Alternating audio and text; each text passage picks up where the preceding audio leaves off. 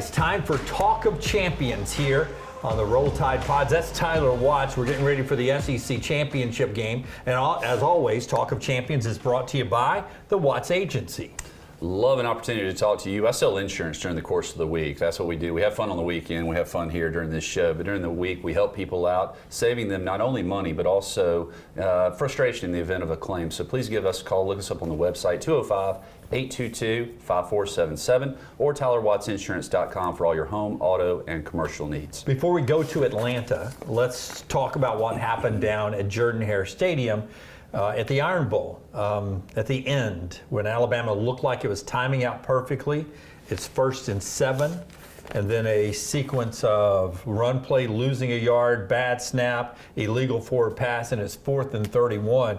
About anything that could go wrong went wrong, and then that play happened. Yeah, Nick Saban says they practice it all the time. Go ahead. I actually wanted to back up and even set the precedent and have a little Wayne's World, to take you back. First two possessions, Auburn has the ball. They can do absolutely nothing. Can't complete a pass, can't run for any yardage at the line of scrimmage. And then all of a sudden, after Dupree gets that holding call in the 4th and 1 that erases what would have been a 14-0 lead, all of a sudden Auburn came alive, started dominating the line of scrimmage, found some things that were working with Peyton Thorne, as well as the running backs on the edge, hit a couple of passes where they called Alabama looking in the backfield versus taking, watching over the wide receivers, and all of a sudden they're in the football game, as you mentioned. So that all led up to it. And then what I thought happened, especially late in the third quarter, man, that fan base really got involved. And I'm telling you what, there's just something different about that place when that fan base becomes a part of the game that truly is that 7 to 10 point home field advantage that I always talk about.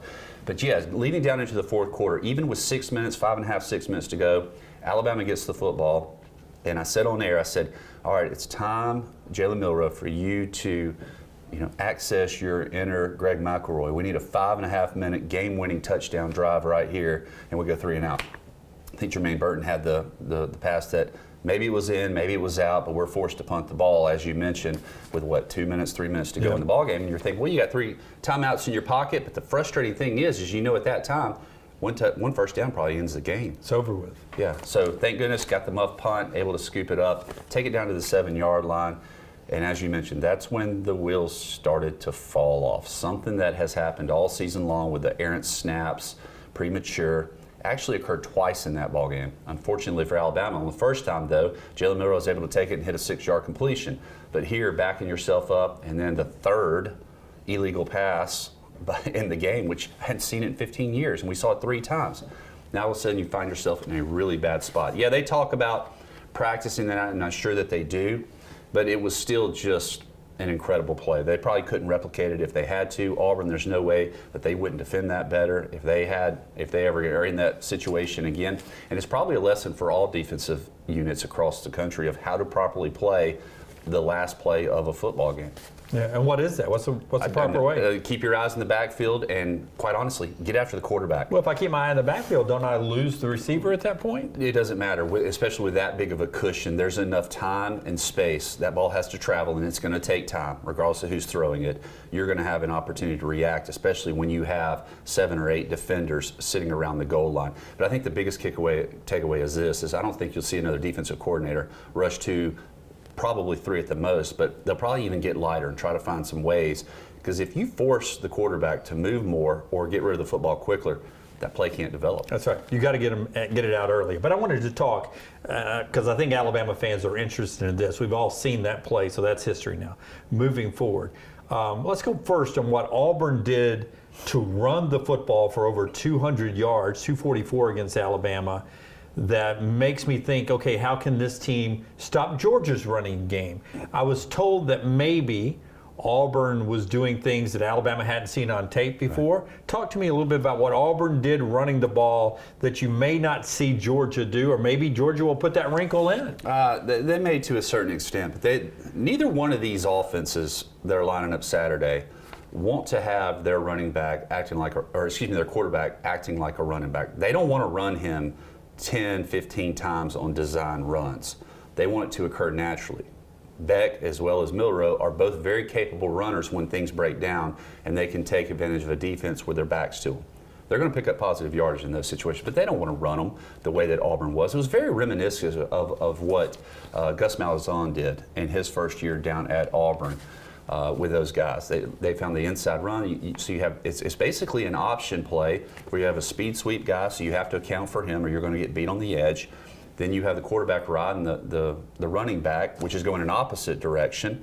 So now all of a sudden you're being stressed defensively on where your eyes are supposed to be. You're attacking 3 different sides of the offensive line, and then the quarterback simply was reading middle linebackers to see if they were flowing. If they were not flowing, they were staying in the middle. They had us flanked by handing the ball off. If we did flow, they did a good job of opening up holes for Peyton Thorne to be able to run up the middle. Yeah. So it's an option style of play. So you won't see Georgia do that? No, I don't think so. They're a much different offensive style, and I think that they're very comfortable with what they do. They want to run the ball between the tackles, try to dominate up front. They're very good at it, by the way, and then incorporate their tight ends a lot in the short passing game and the play action off of that. I was surprised, though, because Alabama's defensive line had been so good this year. And they've been so good at just, against the pass rush, but also against the run. And I felt like they outsized Auburn's offensive line, but they were able to move them out of the way to create some holes. Were they doing something different blocking? I don't really know about blocking schemes, but I understand numbers. Right. I understand you try to isolate a certain area and you try to put pressure on that defense. We always talk about that. There are a lot of guys talking about creating an extra gap that a defense cannot plug with their defender. And Auburn did a really good job of doing that. They were creating holes up front, not necessarily at a point of attack, like what you used to see in the 70s and 80s, but more so of zone-style schemes where we're trying to take advantage of what a defense is doing, create an extra hole that one linebacker has to figure out. Is he going to take option 1 or option 2? And he's wrong either way. Another negative in this game was the open receivers. A couple of blown coverages, was it? Where, maybe miscommunication or just misreads, like Kool-Aid got beat one at least, if not twice. Somebody else got beat. A couple of wide open receivers. That's fearful going against a team that's got McConkey and Bowers. But there's going to be a different point of emphasis. You can almost get lulled to sleep in the style of offense that Auburn was running because your eyes are constantly, they run the ball so effectively, you're having to come up and run support. That's really where your focus is. And quite honestly, you don't have a whole lot of respect for the receivers that you're going up against. That's not going to be the case this week. It's going to be those 7 are responsible for the run game. I'm responsible as a DB for the passing attack. So quite honestly, I think both these teams really match up well against each other. Very similar in styles, both offensively and defensively, what they do. And so there's a lot of preparation that's gone throughout the course of the season simply by practicing against yourself during the course of the week. All right, Georgia coming up, SEC Championship. Let's get into that as Alabama heads to Atlanta again. Brought to you, the Talk of Champions is by our friends at MyBookie, mybookie.ag, mybookie.ag. Go to the website there, and you get a 50% deposit bonus. 50% deposit, whatever amount you put in, add 50% to that, and you start playing with that money instantly. Bet anything, anytime, anywhere with our friends at MyBookie, mybookie.ag, mybookie.ag. Familiar foe in Georgia. And I want to start by this. And we asked Jalen Milroe on the next round this week this question. And I'm interested to get your thoughts on this. Kirby Smart and Nick Saban, so many years together, so many ties with these two coaching staffs, that I feel like maybe Jalen, when he watches tape of Georgia's defensive schemes, maybe says, I've seen this before, that they play a lot of the same type of style of defensive schemes. Is that fair? When you think about us being raised in our household, we often mimic those that we see throughout the course of our life. And it's understandable that Kirby Smart takes everything that he's learned from years and years of working with Nick Saban and simply applies it. Why? Because it was his at Alabama, quite honestly. He learned it, he knows that it works, and he wants to continue to do those things. And it was successful. That is also why it's so important for head coaches to every once in a while get new blood so that they're getting new ideas of what's going on around the country on their coaching staff.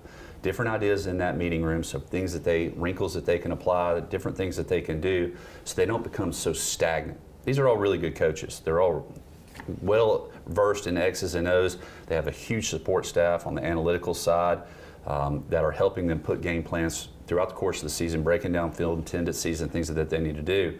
And there's a lot of tape on both of these teams right now.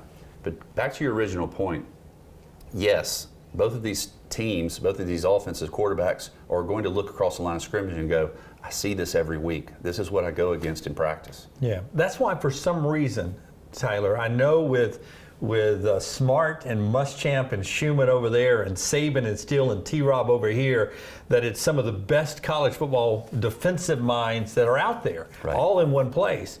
But I have a feeling that this game is going to be like 38-34 in the 30s, because I feel like the quarterbacks are going to be so comfortable with what they're seeing on the other side of the ball. Well, and I think offensively, especially at the skill position, they're talented enough to be able to put up big points. I think Alabama's going to have an opportunity for a lot of explosive plays in this, and it wouldn't surprise me at all if Georgia does the same thing. They really do a good job of attacking the middle of the field because they have some weapons on the interior at the tight end position and slot receiver positions that can take advantage of safeties and linebackers. That's not a coverage that Alabama nor Georgia wants to be in. And Alabama has some threats on the outside. I think that it can take advantage of some of Georgia's DBs, especially on the corners. So there's going to be a lot of explosive plays, some chunk plays in this type of game. Wouldn't surprise me at all. I think the same thing. I think this very easily could be in the 30s or even 40s. Oh, even the 40s. It reminds me of a great Clemson. Even the 40s. Even the 40s. Clemson, Alabama, national championship type game. And you wouldn't think it with these two defenses. You would not. You would not. But I think there's a comfort level of getting out of whatever huddle you have, or whatever the play call is, and looking over there saying, oh, I know what they're doing. Now we just got to execute it. And very similar to that Clemson game, it wouldn't surprise me at all if it was a very low-scoring game in the first half as they're trying to figure each other out. Adjustments are being made, and then all of a sudden, third and fourth quarter, when both Alabama and Georgia really turn the heat on their opponents, you start seeing more offensive productivity. I think you agreed with this earlier, but I want to bring up that Roman Harper, who is on our show this week, the former Alabama DB, now with the SEC Network. He doesn't think this is a game you call design runs for Jalen Milroe. He says I agree. They should call 35 to 40 pass plays and let it just organically happen, him running the football. I hadn't heard Roman Harper, but I wholeheartedly agree with him. I don't think you don't design plays like what Georgia Tech did with Haynes King. I think you allow it to organically occur. But you have to go in there with the mindset, and it has to be told to him, when they give you this 5-6 yards, take it. Take it. Every time. Every single time. Because when you do that, all this other stuff is going to be easier and become open quicker. Yeah. You and I had a discussion at halftime down at Jordan-Hare Stadium. 1, 2, 3, run. 1, 2, 3, run. Explain to what you were telling me at halftime. Explain to me what that rhythm is for Jalen Milroe right now. Why that's important. You drop back, you're seeing what the defense is giving you. If your first and second readers are there, give them the ball. But if it's not, don't hold the ball for 5 and 6 seconds. Although your offensive line may be able to hold up for that long, that's not the style that you need to play, simply because you're not putting enough stress on the defensive unit. When those first 2 or 3 guys are not open and the defense has dropped back 10, 12 yards, you need to take advantage of that cushion with your legs and run the football. Because then that's going to force those guys to stay around the middle linebackers and the linebackers to stay around the line of scrimmage to prevent you, similar like they did on the last play with the spy. You take those guys out of it, and it opens up the passing routes. You get more one-on-one opportunities, and the receivers are going to be able to take advantage of that. But how hard is it as a quarterback when you've had so many big plays downfield to not wait for that big play almost every time? How hard? I mean, it's got to be tempting. Well, but that's two different things because the big plays downfield a lot of times are drawn up. You're trying to go for a home run type of shot, and you're looking for a specific defense to go. And you know pretty quick when you drop back if it's going to develop and be there or not, because you're reading the safeties and where they are pre-snap and post-snap, and you're going to see if that's going to develop. I'm talking about more of the intermediate passing route game, to where you're running 10, 12-yard outs, and you run things across the middle, crossers. That's the style of defensive play that I'm talking about. When you see that 10-yard cushion, 8-yard cushion open up, or one defender in the middle of the field, and you can go either way, that's when I want to see him run the football. Our friends at Roback bringing you part of the Talk of Champions today. Roback.com/TNR20. Even if you've bought from Roback before, you can take advantage of that 20% off through TNR in the entire site. If you go to roback.com/TNR20. A great holiday gift coming up. Who doesn't love good gear, good hoodies, and great golf pants and golf shirts under the tree this holiday season? Roback.com/TNR20. Right there, you see the logo up in the corner. Roback.com/TNR20 for 20% off the entire site as you shop this holiday season. You talk about their offense, and I'm just so impressed with Carson Beck. Before he even started a game out there, I'd seen him enough in mop-up that I thought he was going to be good. But he's exceeded good, and he's approached great category as this season has grown on. He does a lot of things well. What do you think he does best? He understands what is expected of him. He understands what Mike Bobo is trying to get out of him, and he understands defenses. He has a lot of weapons around him, quite honestly, too. Georgia is also, we want to run the football, but we want to be balanced. They're going to throw the ball down the field. A lot of weapons. He knows how to get them the ball, but most importantly, he understands defenses and immediately knows where to go with the football once he sees once the snap occurs, and he sees how a defense is going to unfold. He seems to always throw it in the right place. Yeah, and he throws a nice ball too. He very, very accurate passer, and he can put it in some tight windows as well. So it's going to be a huge challenge for the Alabama secondary. They seem to have rested up McConkey and Bowers to have them both on the field as they attack Alabama on Saturday in Atlanta. Let's go first with Ladd McConkey. And I asked this to Terrion Arnold this week. I'm like, dude, how does this guy always get open?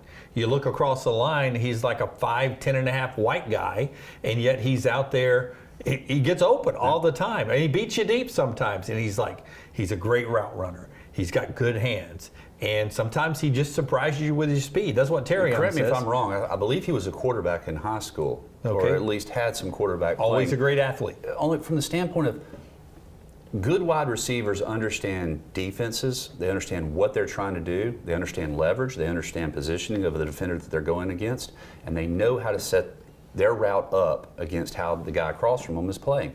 Sometimes you go fast, sometimes you go slow. You're able to set it up because you know what you're trying to accomplish, and even if the rhythm is off a little bit, it's not like the old days where it's 1, 2, 3, 4, throw the ball. Right. Things develop now because the schemes are so complex, and you kind of know where you're wanting to go with the football.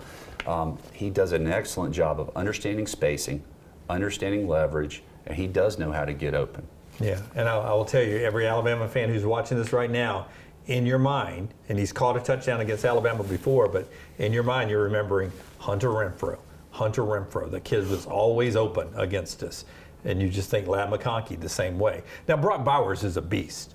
To me, the key on Brock Bowers on Saturday is when he catches his balls, that you tackle him instantly. Don't let that turn into a run after catch. No, that's the most challenging thing with him, though, because he's a big wide receiver, is what he is. He's an oversized slot receiver who does just enough good job inside blocking that you have to respect him with a bigger guy.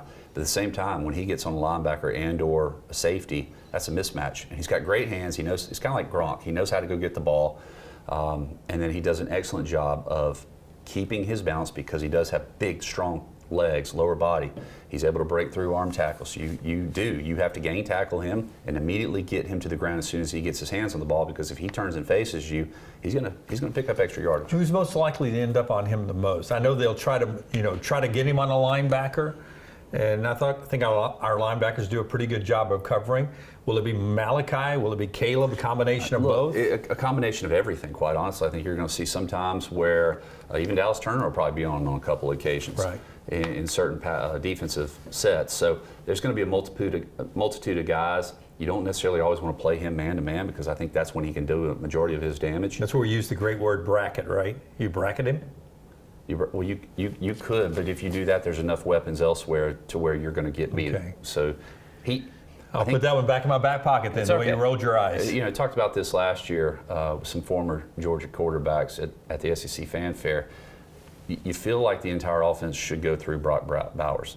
And to a certain extent it does, because even if he's not being targeted, every defense that lines up against him knows where he is and takes account of where he is. It's basically why Steve Kerr was open his whole career, because Michael Jordan was on the floor. There you go. Yep, he was always open.